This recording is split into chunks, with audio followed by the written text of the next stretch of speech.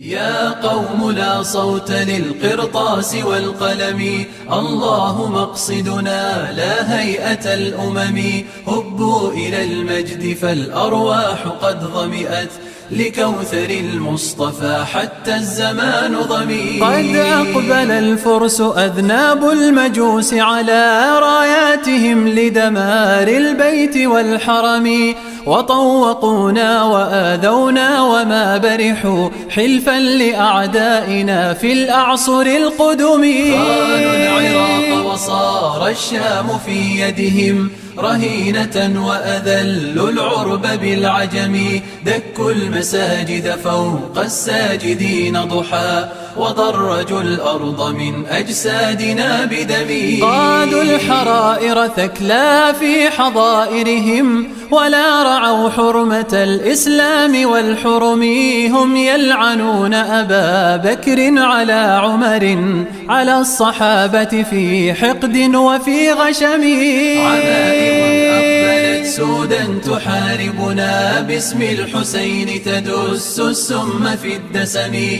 ودعشنونا جميعا من تطاولهم فالمسلمون ضحايا الشك والتهم.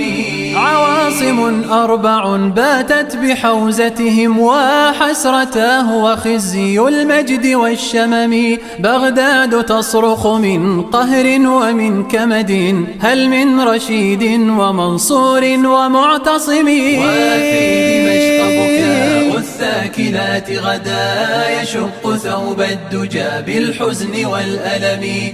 وأهل بيروت أسرى في سجونهم بين الشتات وبين الجوع والسقم. وعند صنعاء نحيب بالأسى كمدى، حوثيهم بات والمخلوع كالصنم. الموت زورا لأمريكا وهم خدم، وويلتاه من المخدوم والخدم. يا قادة العرب هبوا من سباتكم نسل الكرام ذوي التيجان والهمم.